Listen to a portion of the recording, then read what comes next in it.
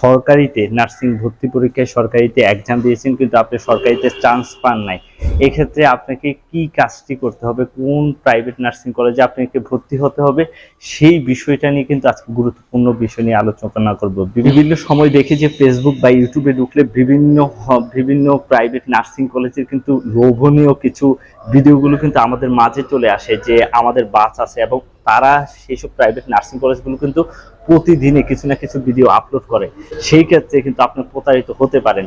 একজন ideal nurse হতে হলে কোন কোন প্রাইভেট নার্সিং কলেজগুলোতে কি কি বৈশিষ্ট্য দেখে আপনি ভর্তি হবেন সেই বিষয় নিয়ে আজকে আলোচনা করব। আপনাকে প্রথমে দেখতে হবে যে তার যেই প্রাইভেট নার্সিং কলেজে আপনি পড়াশোনা করবেন সেসব প্রাইভেট নার্সিং কলেজগুলোর নিজস্ব হসপিটাল আছে কিনা, এই জিনিসটা কিন্তু সবচেয়ে গুরুত্বপূর্ণ। আপনি ক্লিনিক্যাল প্লেসমেন্ট করতে পারবেন, এবং নার্সিং পড়ার পাশাপাশি যদি ক্লিনিক্যাল প্লেসমেন্টের ব্যবস্থা না থাকে সেক্ষেত্রে কিন্তু আপনি একদম প্রতারিত হতে পারবেন, এটা আমি নিঃসন্দেহে বলতে পারি। দ্বিতীয়ত আমাদেরকে যেই বিষয়টি দেখতে হবে যে সেখানে পর্যাপ্ত পরিমাণ টিচার আছে কিনা। আমরা দেখি যে প্রাইভেট নার্সিং কলেজগুলো অল্প টিচার দিয়ে কিন্তু অনেকগুলো ক্লাস দেয়, সেই ক্ষেত্রে কিন্তু টিচাররা খুবই মানসিকভাবে এবং ডিপ্রেশনে থাকে। সেই ক্ষেত্রে আপনাকে দেখতে হবে প্রাইভেট নার্সিং কলেজগুলোতে কতগুলো টিচার আছে, সেই টিচার যেখানে থাকবে সেখানে আপনি সেই নার্সিং কলেজটিও আপনি বেস্ট ভাবে চয়েস করতে পারেন। তৃতীয়ত আপনাকে যেই বিষয়টি অবশ্যই লক্ষ্য করতে হবে যে যে প্রাইভেট নার্সিং কলেজগুলোতে ভর্তি হবেন সেখানে তাদের নিজস্ব ভবন আছে কিনা। মানে আমরা দেখি যে ঢাকা সহ সারা বাংলাদেশে কিন্তু ব্যাঙের ছাতার মতো কিন্তু এখন নার্সিং কলেজের ব্যবসা চলছে। সেই নার্সিং কলেজগুলোর দেখি যে আমরা ভাড়া নিয়ে কিন্তু সেখানে নার্সিং শিক্ষার্থীদের সাথে একটা প্রতারণার সৃষ্টি হয়, এবং সেই ক্ষেত্রে আমাদের লক্ষ্য করতে হবে যে আমাদের সেই প্রাইভেট নার্সিং কলেজের নিজস্ব জায়গায় নিজস্ব ভবন আছে কিনা। সেই ক্ষেত্রে কিন্তু আপনি অবশ্যই একজন আইডিয়াল নার্স হতে পারবেন যদি সেই নার্সিং কলেজগুলোতে পড়েন।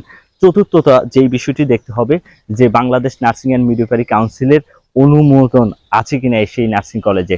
তো এই চারটি বিষয় যদি আপনি লক্ষ্য করেন, যে আমরা প্রথমে দেখব যে নিজস্ব হসপিটাল আছে কিনা, দ্বিতীয়ত দেখব যে পর্যাপ্ত টিচার আছে কিনা, তৃতীয়ত দেখব যে আমরা তাদের নিজস্ব ভবন বা নিজস্ব জায়গায় বিল্ডিং আছে কিনা, এবং চতুর্থত আমরা যে বিষয়টি দেখব বাংলাদেশ নার্সিং কাউন্সিল অধিদপ্তরের কি তাদের অনুমোদন আছে কিনা।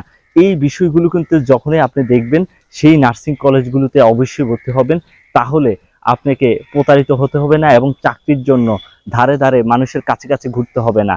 তো এই বিষয় নিয়ে কিন্তু আমাদের নার্স টিভিতে কিন্তু একটা ভিডিও আছে, আপনারা সেই ডিসক্রিপশন বক্স থেকে সেই নার্স টিভি ইউটিউব চ্যানেলে গিয়ে কিন্তু আপনি সেই সব ভিডিওগুলো দেখতে পারেন, কোন কোন নার্সিং কলেজগুলোতে পড়লে আপনি নিশ্চিত চাকরির ব্যবস্থা হবে ইনশাআল্লাহ। তো সেই প্রত্যাশায় ভালো থাকুন এবং নার্স টিভির সাথে থাকুন।